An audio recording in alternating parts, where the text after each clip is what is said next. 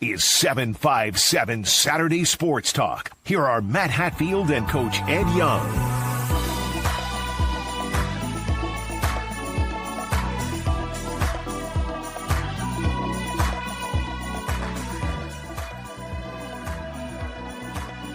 And welcome to another edition of 757 Sports Talk. Like, share, and subscribe to Cova Sports TV and interact with us wherever you are with the Coach Ed Young. I am Matthew Hatfield. We've got some Christmas presents for all of you, perhaps, by the end of this episode of the program. Look at that. We got the nice background, too. Ed, college football playoff. Round one is in the books. There's the bracket for folks on the screen. It's going to be Oregon, Texas Tech, Alabama, Indiana. Oh, that's going to be a real anticipated Rose Bowl. We'll get the thoughts coming up of David Glenn from the David Glenn Show on NCSportsNetwork.com. Ole Miss, Georgia, an SEC clash to see who moves on to the semifinals, and Miami, Ohio State to see who gets to the semis as well. That rekindles some memories of that old Maurice Clarett, Willis McGahee epic national championship. You remember Larry Coker and company upset by Jim Tressel's Buckeyes many, many moons ago. But we look at these games coming up here in the quarterfinal rounds. Actually, before we even do that, your thoughts on what transpired in the last round, because people are saying, man, you know, these games were non-competitive. Should have been 4 as opposed to 8 or 12 or 16, what people have been clamoring for all of a sudden now. I thought JMU actually had a pretty decent showing. If you told somebody, what if I had told you JMU is going to score 34 points on Oregon, what would you have said? No way. There's no way. No way. Or get, over 500 yards against them? No way. Yeah. But you might have said back, well, how many points did Oregon score? And they scored 51. So, but you know what? JMU goes up to Eugene and put up 34 on the board. That's more than winning teams like Miami had in their 10-3 win over Texas A&M and other bowl participants across the landscape. The only competitive game, though, to the wire was Miami-Texas A&M, which had a lacking of offense, 10-3. A&M had a dud end of the season after getting off such a great start. They lose to Texas, they lose to the Canes. And now you look at these games coming up here with the Canes and Buckeyes, Ducks, Texas Tech, Alabama, Indiana, Ole Miss, Georgia. It feels like the best game of the bunch is the Rose Bowl, doesn't it, with Bama, Indiana? But do you see another game trumping it? The only one I think could trump it is Ohio State, Miami. That could be a very interesting type game, and it's going to come down to, or it's going to kind of be thought of where Miami and Alabama, two teams some people thought shouldn't be in it. Me personally, I didn't think Alabama should have been selected. Both won. And what would happen now if they both win again? You know, it's like people are going to have to be quiet about saying they shouldn't have been in. But I think Alabama has more than a legit shot to beat Indiana. Indiana's been riding high all year. And I don't think Miami knocks down Ohio State. I think Ohio State has enough firepower to hold off Miami. But to me, if Miami wins, I wouldn't be shocked. And I think Oregon rolls over Texas Tech. Do you really? They're actually the slightest favorite, 1.5. But it is an intriguing game from the standpoint of you have obviously this Oregon attack that's headed up by their fantastic quarterback in Dante Moore, who's thrown for over 3,000 yards, 28 touchdowns, 8 interceptions. And then this Texas Tech defense. I mean, Texas Tech, to me, Ed, has the best linebacker in the country and one Jacob Rodriguez, the NERC Award winner, well over 100 tackles on the season. I mean, to me, in most seasons, he'd be what you call Heisman candidate. But that Texas Tech defense is going to need some help from the offense because they have 2 All-Americans with Rodriguez and the edge rusher David Bailey. Do they have enough offense if this game gets in the high 30s into the 40s if more is required, like Oregon can tend to have happen out there? Yeah, you know, when you say Texas Tech, you think defense first and foremost. When you say Oregon, you think, my God, offense. You know, they're going to put points on doing it. Quick strike, fast receivers, decent running game. But and again, when we get into these type of games, everybody says defense wins championships, defense holds. But you're going to have to try to put points on the board against Oregon because I don't care what kind of good defense you have. I think Oregon scores. They're going to get points on the board. I think it should be an intriguing game from that standpoint. great offense against great defense. That always makes for a watchable game. But I just think Oregon, for some reason, I just think Oregon will beat them. And I don't think it's a blast out there where, it's 45-0. But I just think Oregon's going to put their points on the board. If you remember back on October 18th, Georgia and Ole Miss met in Athens, and it was Ole Miss leading 35-26 before the Georgia Bulldogs scored the last 17 points. Gunnar Stockton in that game with 4 touchdown passes to rally the Dogs past Ole Miss. And that Ole Miss team was then coached by Lane Kiffin. He's no longer their coach. He's the coach at LSU. And they do have a great running game to go with the quarterback Trinidad Chambliss. Kawan Lacey's one of the best around. I am curious to see if the Rebels, a 6.5-point pup coming off that big win over Tulane, can hang in there with Georgia, who a lot of people are picking to not only win this game against Ole Miss, Ed, in the Sugar Bowl, but to then get to the semifinals against the defending champion Ohio State Buckeyes and then take them down. I think most of the brackets I've seen from the quote-unquote experts have Indiana, Ohio State, and Georgia, the 1, 2, and 3 seeds winning this thing. I've said from the very start I like Oregon's path a whole heck of a lot. And the other thing I'm curious about with that Indiana-Bama game, going back to it for a second, everybody talks about Indiana with Curt Cignetti and Fernando Mendoza, the quarterback who's the Heisman winner.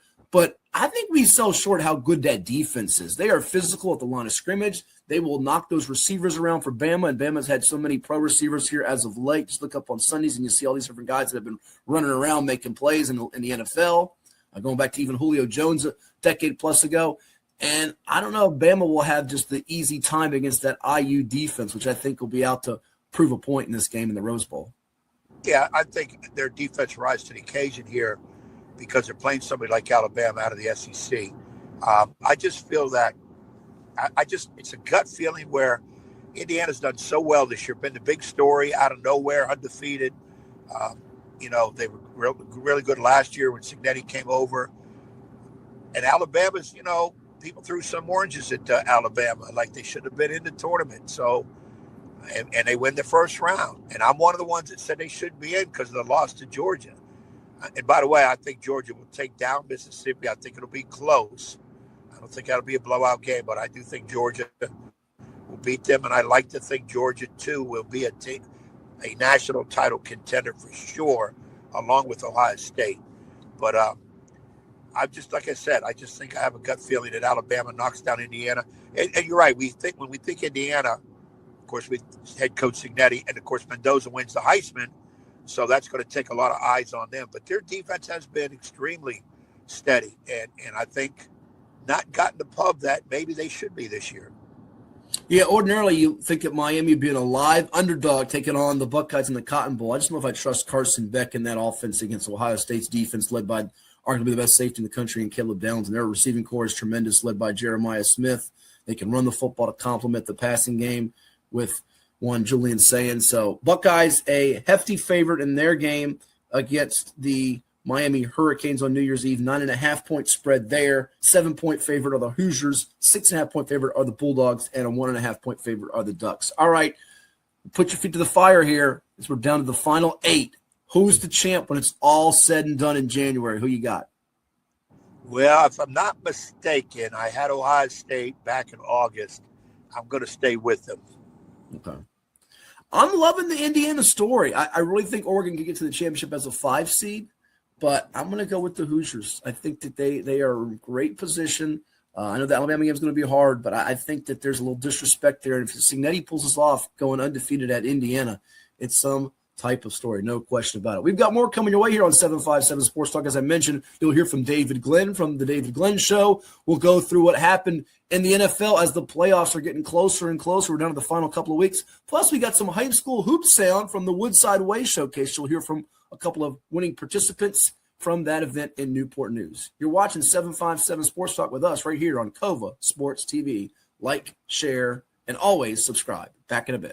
This is 757 Saturday Sports Talk with Matt Hatfield and Coach Ed Young. And I am the Coach Ed Young. Welcome back here to Saturday Sports Talk 757. My partner Matt Hatfield caught up with Kellam head coach Norm Hassell after their big win over Maury in the Woodside Way Showcase.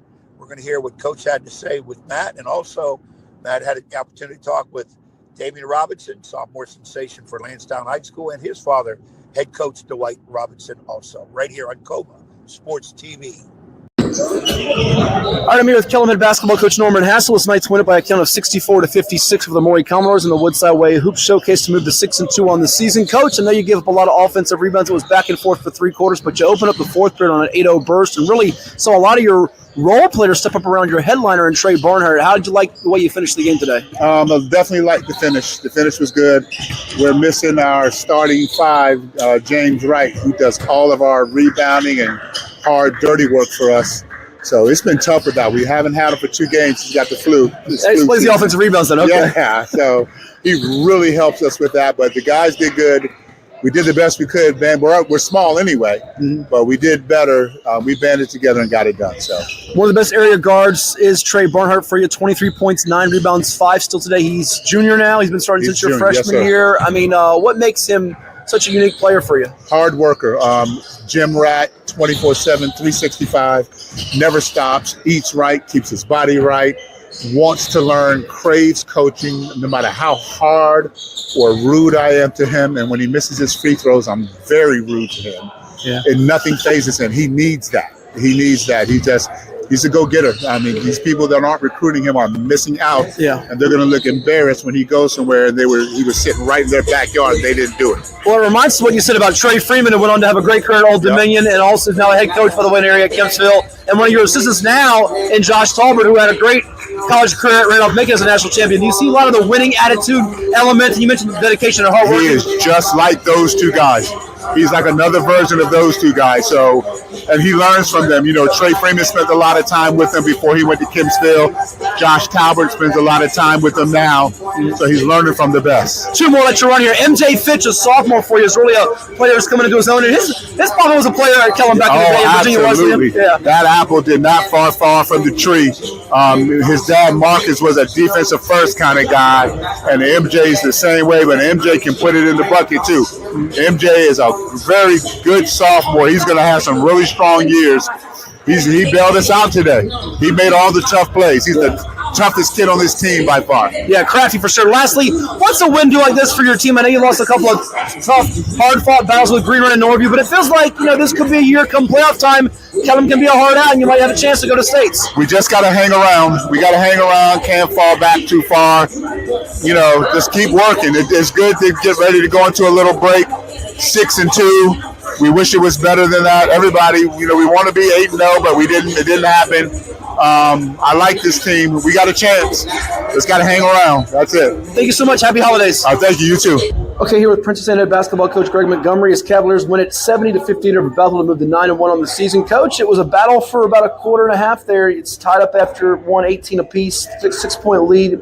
They even kept it within a couple possessions in the third quarter, but really just your big three on the perimeter of Isaiah Goodson, Marcus Byrne, and Nico McIntyre willed today as they combined for in this game 56 points. What did you see from those three? They've been making plays for us all year.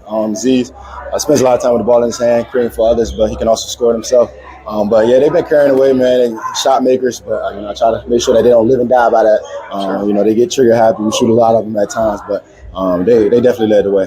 How much are you seeing the trust in his teammates from Goodson, who last year was second team All-State as a freshman? We saw his performance against Green Run on the road in a big win there, but today he had about 7 or 8 assists, a couple nice no-look passes as well for finishes. It's a fantastic part of his game. Last year we probably needed him to score a little bit more, but with guys like Nico stepping up and scoring it a little bit more, he gets to really be who he wants to be. That's who he wants to be. And at times you'll hear me barking on him because I need him to score it for us. So, just trying to find a happy medium, make sure he's passionate, but, we need him to score for us too. And to go with that, Bird and McIntyre play in transition. I know Nico had a couple nice dunks today, which the teammates, the fans got amped up about. But their rebounding is crucial for you guys, isn't it? 1,000%. They are. I was just telling somebody, they've been, if I look at the stats, they're all going to be 7, 8, 6, somewhere around there. It's probably because I talk so much trash to them and I challenge them. I'm like, man, you can't get 7 rebounds. You can't get 8. So, I just try to keep juicing them up. Is that the big focus when you throw those two along with Aiden McKeating inside to keep people from getting offensive rebounds? Because today Bethel only got 7 of those. If they don't get second shots, you're probably going to win a game? 1,000%. And that's who we've been in the past. So that's kind of like a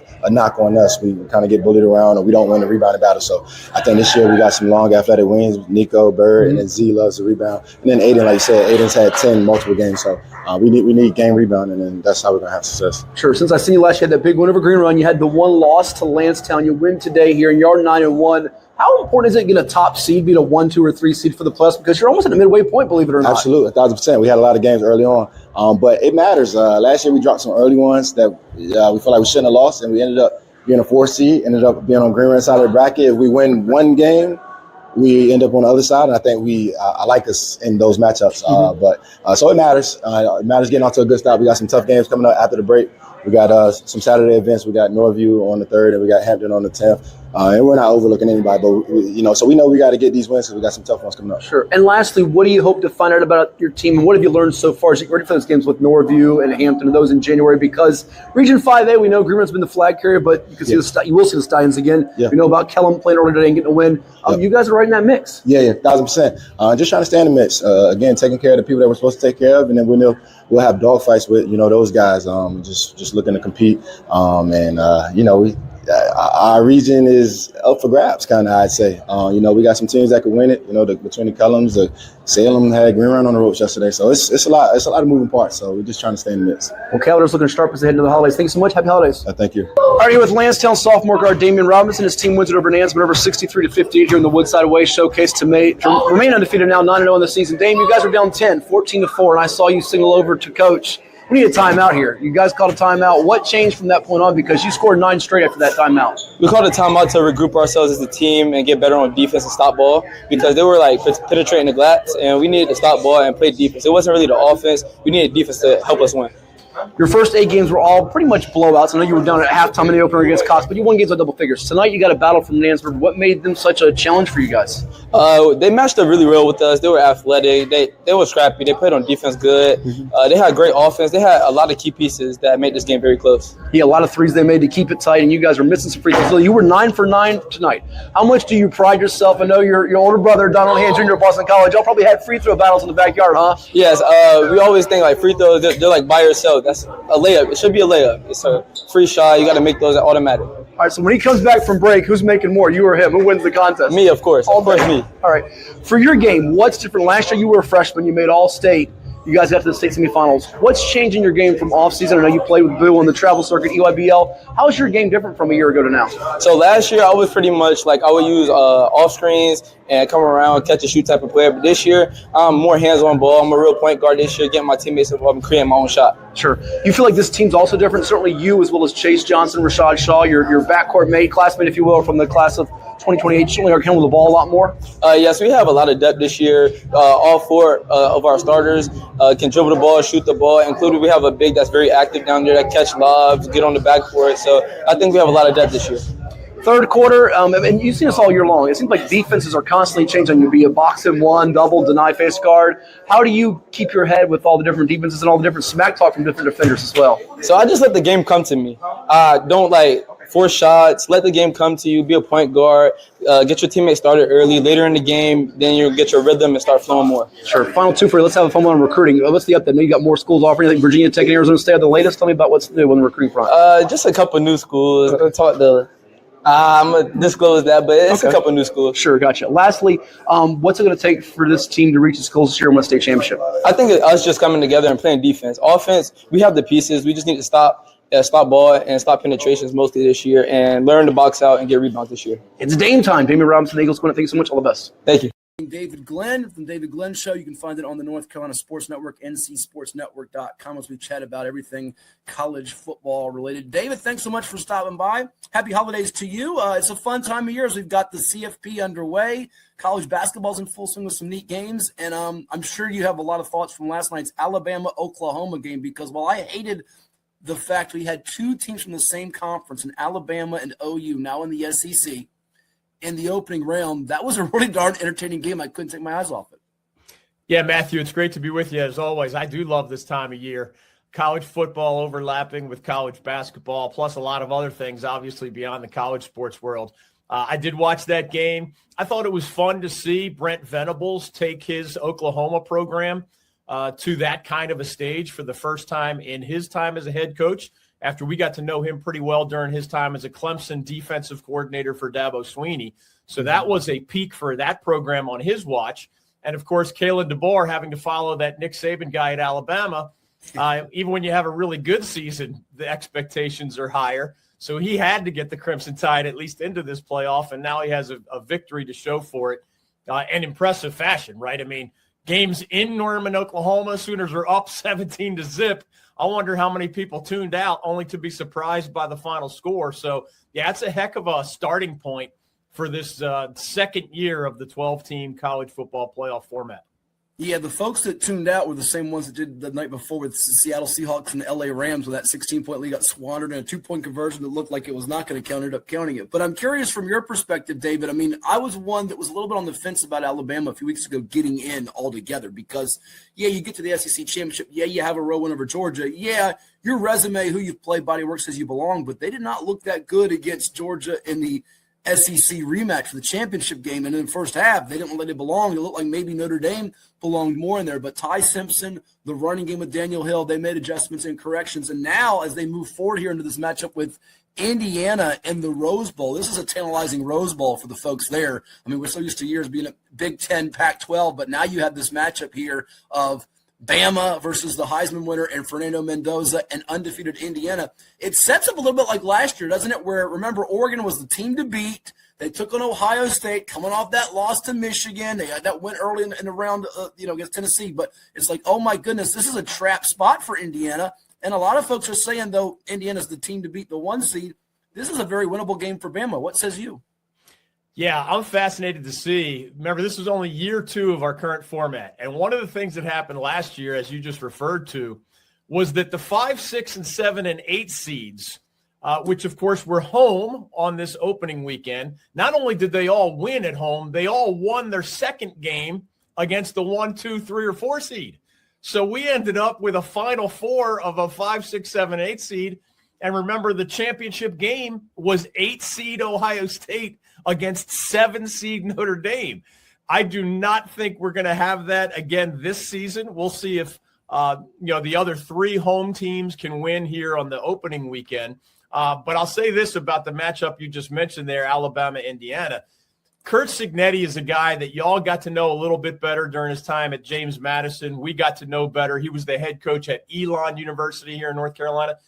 That guy has put together, no matter how this season ends, one of the greatest 2-year starting stretches in the history of college football. And I don't think that's an exaggeration. The long story short is that if you looked at 100+ years of Indiana football, a school, of course, far more well-known for Bob Knight and men's basketball national championships, maybe the 2 best seasons in the history of the school are last year and this year under a brand new coach. That is just, Indiana rarely posts a winning record in conference play in the Big Ten. And I mean, going back to before all of us were born. And yet here he is, college football playoff 2 years in a row, number 1 seed this time, Big Ten champions for, I think, the second time in Indiana football history. It is as good a story as we have seen in college football in recent years. And it's been fun to watch a guy that we've both gotten to know a little bit, kind of behind the scenes, pulling the reins behind the curtains. Yeah, let me ask you to follow up on that before I bring in my cohort, Coach Shen, who I now see is done with basketball practice and weightlifting, to ask you some questions too here, David. We'll go through the other first-round matchups we have today. What Cignetti's doing is remarkable. You just touched on it. You know about his father, Frank Cignetti, being an old coach as well. But he comes in from JMU, and a lot of folks said he's not going to be able to upset the apple cart, if you will. But he brought in some players from JMU, like the Kellam Black, who was a running back from our area in Virginia Beach and Salem High, some other transfers that were players that were, the higher-end FCS, lower-end FBS tier prospect, and he gets Mendoza from Cal. Is he just smarter than everybody else in the room right now? I mean, it feels like he is. He's got that cockiness and edge to him, but it's looking like it. The results are speaking for themselves.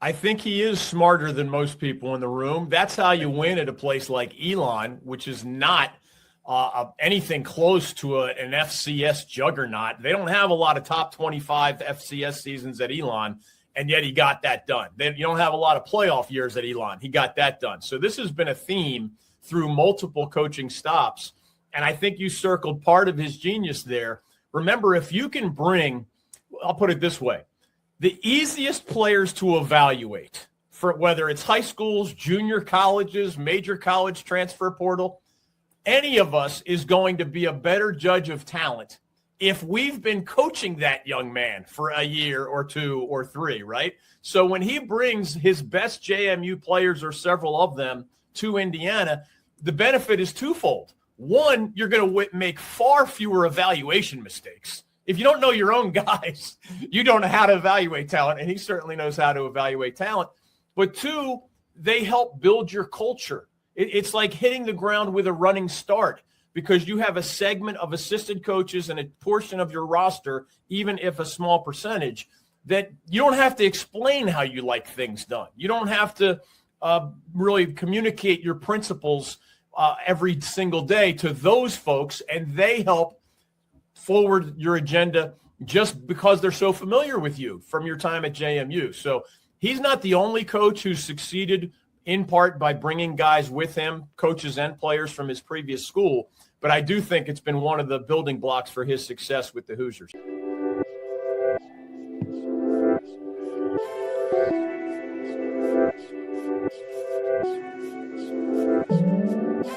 Hampton Roads has a long-running high school and college sports tradition. It's time to give them the spotlight they deserve. This is 757 Saturday Sports Talk. Here is Matt Hatfield.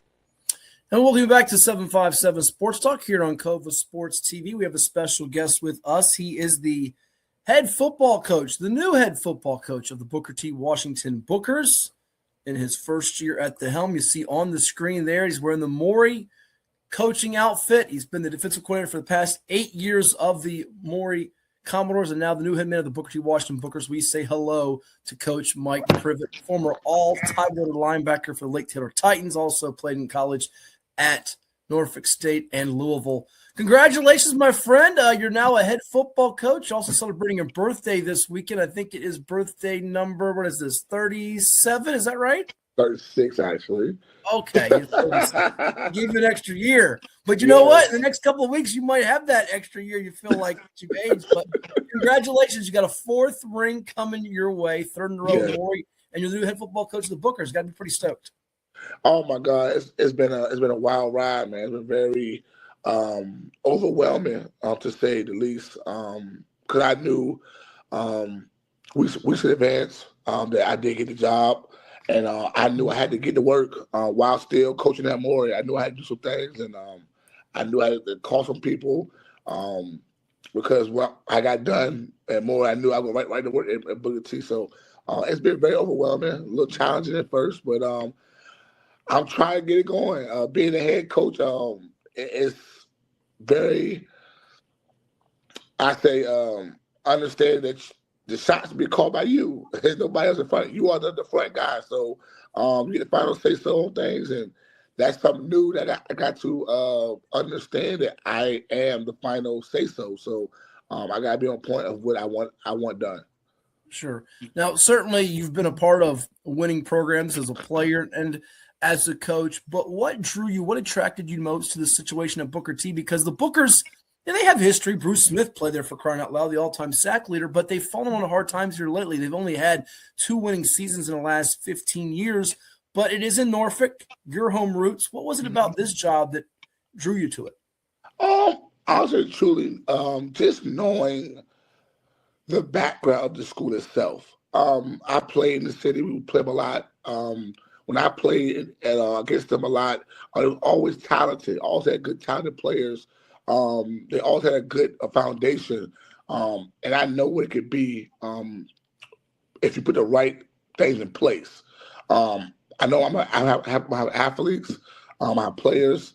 I felt like everybody can't coach at that school particularly. I think that's a strong person to coach at Booker T. I thought that it was my first job out of college, being football coach, and we won. We won 8 games. We beat a 10-0 Powhatan team that year at Powhatan. So I know what it could be if the right guy was in place, and I felt like I was the right guy for the job. That's why I applied for the job. That's right. Only 3 times in school history had they advanced in the postseason. You mentioned that the year against Powhatan, also 1997 against Churchland, in 2021 against Lafayette. So they've beaten some teams that have also advanced in the playoffs here. For you, I think the thing people will wonder about is how will you be different from previous coaches? How will you approach things at Booker T to get results, be it on or off the field? I don't know what the last staff has done, but I have the formula to building a good program. Like I said, man, I watched Doreen McCain put this thing together at Maury, and I watched him do it with being consistent and holding everybody accountable, from the coaches to the players to the parents. I watched him do it for 8 years. You know what I'm saying? And to be honest, he had the blueprint. I'm not going to change it. I'm going to do everything that I saw him do to build Maury. I'll be a fool to change anything. I mean, he put a great product on the field by doing the groundwork behind the scenes, being the guy that was organized, being on point with things he had schedule-wise. Like, it was never a time where at Maury we didn't know what was going on. He was always on it, always ahead of the game, ahead of the turnpike. So my job is to come in and lay the foundation of what I expect from my coaches and my players. It starts with me, being able to have a system in place to where we all understand it and we all gonna follow. Even though I'm not there, my coaches speak the same. I'm speaking the same language, the same time. We're saying the same things all the time and being consistent on what we want from the players. I think that the inner city Norfolk kids, I think that we always did better with structure. Me being a kid from Norfolk, we all did better with being organized. Having a coach that know what he wants to do, we're not winging it, all being on time, doing it the right way. We do better with coaches like that. So it's my plan to be organized, to be consistent, and my approach on and off the field with those guys. We're chatting with the new head football coach of the Booker T. Washington Bookers, Mike Privott, former all-Tidewater linebacker with the Titans of Lake Taylor, where he finished up as the leading tackler all-time there before playing in college at Louisville and at Norfolk State. Of course, he's had coaching stints around the 757. He mentioned at Booker T. Washington, Salem High School, Oscar Smith, and most recently the defensive coordinator, the architect of that defense for the reigning three-time state champion Maury Commodores, who got 4 rings. Our guest here on 757 Sports Talk, powered by Cova Sports TV. Like, share, and subscribe. All right, Coach Priv, the thing I think we love most about you, I remember you as playing with the Reckless Abandon as a linebacker for the Titans back in the day. Now getting to turn 36 here makes me feel old, like I'm in my 80s, in my 90s. But you brought up Coach McCain. I was telling somebody as I found out about the news you getting hired, actually knew about it well before it came out. But one of the things that stands out to me is you have played or coached under 3 different men that have Hall of Fame resumes that each have 4 state championships. You mentioned Doreen McCain at Maury. Mm-hmm. You also played for Hank Sawyer at Lake Taylor, 4 rings now. And you played for you coached under the late, great Bill D for a year at Oscar Smith. Yes. Take me through what each of those men have taught you and helped you in your journey here, beginning with Coach Sawyer, because that's where it all started for you as a teenager then. Yeah, I mean, playing for Coach Sawyer, it made me want to be a coach at some point in time in my career. Just the way that he embraced us as players, being able to talk to him about anything that was going on in our lives, being our coach. And back then, he was very hard on us a lot during practice. It just made me prepare for college as far as the way practice would be ran. He was very enthusiastic about practice. He was always upbeat while in practice. You know what I'm saying? He was always on our backs about practicing hard, practicing fast, being tough, being physical. So I always knew that playing football, you had to be tough, had to be physical. So that was always the motto. He always preached being tough and physical. So now as a coach, I now take to what I coach my guys of being tough, being fast, being physical. Coach Bill D was the same way. He was about being on time, being organized, being ready to coach your guys up. Like, he had one thing, I'll never forget it. The team was stretching, about to stretch for practice, right? And I was talking to the guys in practice, I give them practice. And from stretch, we went to individual drills. So he said, hey, you young coach, hey, stop talking and get your drill set up for individual. So in my mind, I'm like, huh? He was like, as a coach, you ready to go right after on scratch. So don't be trying to fire your drills, have it already set ready to go. You know what I'm saying? Like, oh, okay, I get what he's trying to say. You know what I'm saying? So he taught me how to be, have a plan for practice, stick to the plan. Don't be trying to scramble around for your practice stuff. Have it already set up so where it's structured the way the kids can just flow accordingly. That was real big for my career as a coach. Coach became, I learned from him on how to attack practice. And what I mean by that is he was always a stickler for the small things, alignment. Let's say the play was good, but if a guy aligned wrong, he would be like, hey, you know, it'll be where he feels that the play was bad because it wasn't done correctly. His thing was, it was always about the big moments. Like, yeah, we can mess up playing the lesser teams, but we play the bigger teams, okay, it has to be right. It has to be crisp. So I learned for him to prepare as if you're playing for the big moment. Don't let the small things slide in those games that's lesser than the main objective. So I'm going to take all three of those components and put in my own program to where we all understand the game plan, how to practice, being organized, being tough, being physical, all right, and being detailed in our approach to practice and the games. So I got a lot from all those guys. Love it. A few more minutes with you and let you run here. We thank you for the time here. The thing I also appreciate about you, and I think some of those mentors, people that have been involved in your development as a coach, is the authenticity, just being real and who you are. I mean, people are never going to get mistaken for knowing who Coach Privott is or where he stands. And the same goes back to Coach Sawyer when you played for him and where he is. He's joked about since winning his fourth state title. People want to run back up on the porch, and they said it was time to retire, and here he is. He's still doing it at his age of 67, loving it. And I know you got that from Coach D and carrying on here in your coach, development. But for you, was this at all a tough decision to walk away from Maury? I mean, you're the DC of a program that's just been, or did you feel like, you know what, we've kind of done, or I've kind of done all that I can here, winning championships. I want that new challenge, and to be a head coach, it's the time, and the timing is right. I'm gonna tell you something. People who were there saw me. I was crying because I knew that my time at Maury was up, and I just felt so emotional to know that the guys that I would come back to, I wouldn't be there. So it was very hard. I think that we were on top of the state for the last 4 or 5 years. But like you said, I thought it was time for a new challenge. We won 4 out of 7 years. I thought the job was done. I thought that what we came out to do in 2018, we accomplished. We came out. We were effective. We won games, and we won state championships. That was the goal at hand.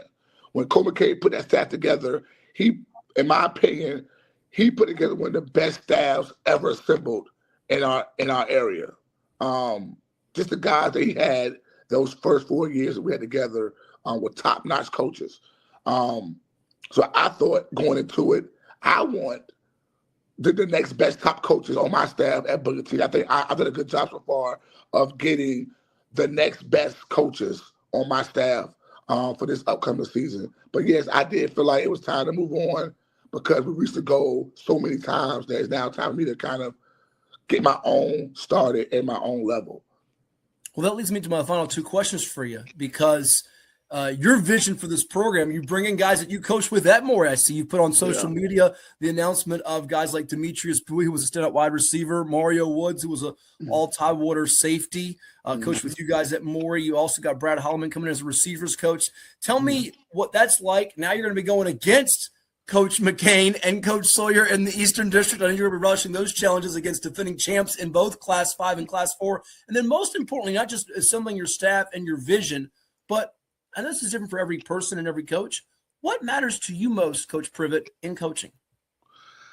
Me personally, the matter most is getting our kids prepared for life after football as well, because football teaches you so many lessons in life. Being a team player, pulling your own weight, being consistent, leading by example, and it travels to the workplace. When you get a job one day in the working world, you can all refer back to those football days and practices where coach, they allowed you to be late or you were punished for not doing something, that you're supposed to be doing, like a job. Like no call, no show, you get fired. So if you go to practice and you don't come to practice, you don't tell you that practice, there's a consequence for that. It's something that happen. You know what I'm saying? So I want my kids to understand that football is like a lot like life. It's my job to help guide them to that. Be prepared for life after football. But as far as now that I'll be going against those guys, man, I'm a competitor. I'm gonna tell you, and they'll tell you, I want to win because too much time spent on preparing for games to go out there and lose. I'm going to make sure that my team is well coached, very detailed, very confident when they're out there playing. But that falls on me and my staff of relaying that message to them guys throughout the week. Being very detailed as we want from them, what we expect from them, off the field and on the field. I watched coaches do it, Bill D and Doreen McCain, of how they took school very important for our players. I mean, Coach McCain, if a kid got a C- it's a consequence. He didn't have those issues because he made it known that, hey, that's unacceptable. So I'm going to carry the same to my program. The grades come first, student, athlete, and they will go from there. So I look forward to getting in the mix. And my method is making our conference competitive again. I mean, people say we have the worst conference in the 757. That's been said numerous years. And I always want to debate that because I play in this district. I coached in it, and I know what it is. And now we have myself, Coach Sawyer, Coach McCain, Churchland, are now 4 programs I feel like is going to be able to compete in this district and be competitive each week now, So that's my main focus, getting back to being competitive each week and winning games. That's the main focus. He's the new CEO, if you will, head football coach of the Booker T. Washington Bookers. You see the helmet right there. Hopes to be lighting up the scoreboard there in Norfolk at Cal Davidson Field. As nice field. Because it's new. Yeah. You like that? I got a brand new field, brand new facility, and we're going to use it. There you go. He's getting ready to get the Bookers to snap their losing skid and turn things around. Mike Privott, the former D coordinator of the State Champion Maury Commodores and an all-area standout linebacker for the Lake Taylor Titans. Thank you so much for the time. All the best to you. Happy holidays, and look forward to what's in store for the Fighting Bookers of BTW. We appreciate it. Thanks for your time. See you guys this matter of fact, during the season, come by, see me, and I'll make sure you be okay on the sidelines, man. That's right. You take care of us. Make sure we get some good food and a good spread and have a good time. Mike Privott, our guest here, the new head football coach of the Bookers of Booker T. Washington. We got more coming your way. Don't touch that dial. It is 757 Sports Talk, and you're watching with us right here on COVA Sports TV. Like, share, and subscribe.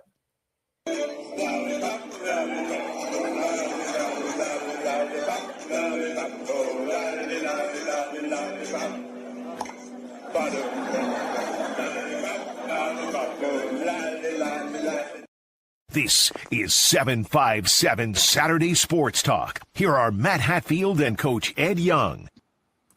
And welcome back to 757 Sports Talk. Matt Hatfield along with the Coach Ed Young. What are you shaking your head for now? We got to get rid of that all-day sucker, you and the lollipop. That is how we lose the audience. No, the audience loves lollipops. It's that time of year. You that might be worse than fooling the pool.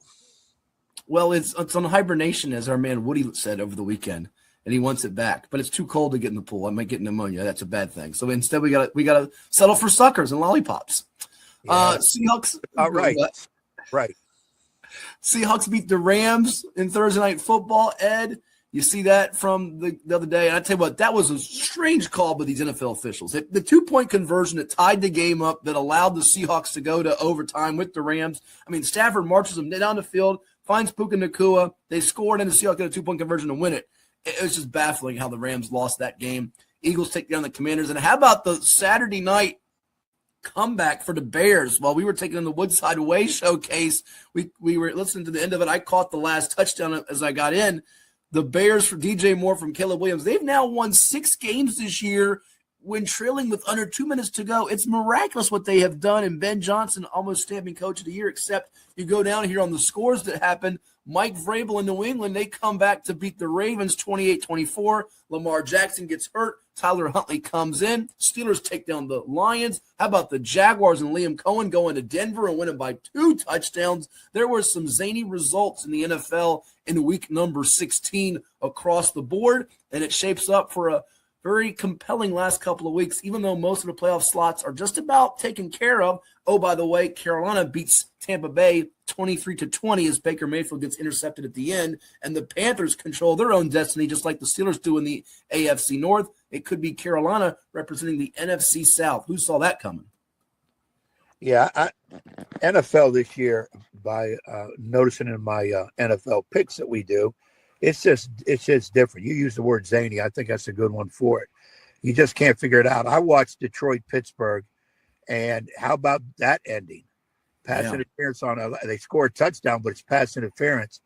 It's just amazing. And the Seattle one, the guy goes in the end zone to pick up the ball to hand the referee, and it's a 2-point conversion. How about that situation? I don't know. It's going to make for some crazy playoffs. You know, the Bears are really starting to show, well, not really starting, but they've been doing it, who they really are. So I don't know. I don't know who to pick. And I never thought, Jacksonville would march into Denver and win by 2 touchdowns. They had won 12 home games in a row.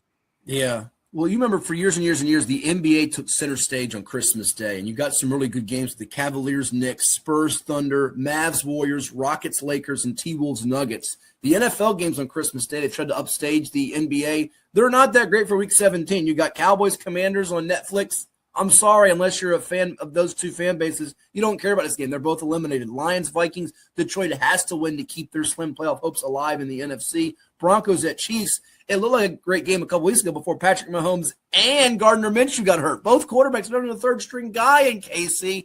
And then that covers your games for Christmas Day. Your Saturday games, though, have a little juice with the Texans at Chargers on NFL Network, Ravens, Packers on Peacock. It's Baltimore's last stand. They must win to keep it going. Green Bay can inch closer to a playoff berth with a win.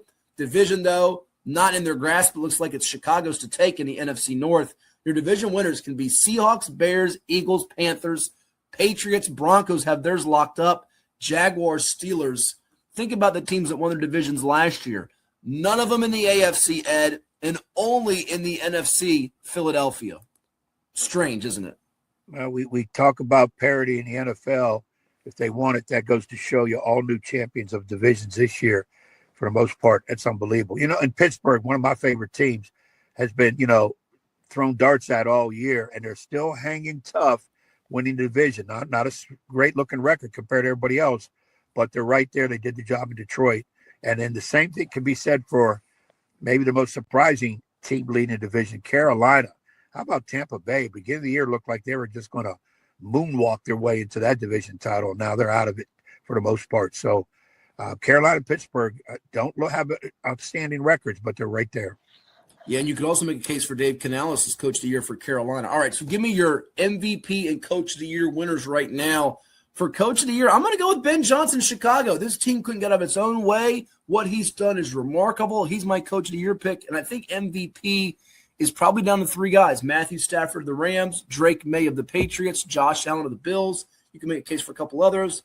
I'm going to go narrowly with Stafford over May. I still think, despite the loss, Stafford has just willed the Rams all year long, and his numbers are just incredible. He's my choice, but I have no hate for you at all if you pick May from New England, especially with his drive to win it in Baltimore on Sunday Night Football. Well, I'm going to pick for both conferences. I'm going to go NFC, probably Johnson for Chicago and Stafford for the Rams. AFC, I hate to say it, but I've not talked about New England all year. I'm going to go Vrabel and Derek May. Drake May, no relation to Derek. Hey, Drake May. I'm going to go Drake May for the quarterback for New England as the MVP. No love for Sean Payton for Coach of the Year in Denver, huh? 12-3, or Liam Cohen, Jacksonville. Number one, I thought Denver would be right there. I thought Kansas City would win it. Denver would be right there with them. So it's one of those situations where when I give a player of the year, coach of the year, it's to somebody who finished more, who did better than I thought they would, which a lot of times eliminates somebody who's always good. but you do more with less, and that's why I'm going Vrabel in New England. No way did I see New England. I didn't think they'd be over 500. Yeah. That's going to do it for this episode of 757 Sports Talk. We wish all of you a happy holidays and a Merry Christmas. For the coach, Ed Young, he'll go find himself a candy cane. I've got my suckers. And we'll talk to you next time on Kova. That's it. All day. Next time on Kova Sports TV. Have a great one, and we'll see you right here. 757 Sports Talk. Merry Christmas indeed.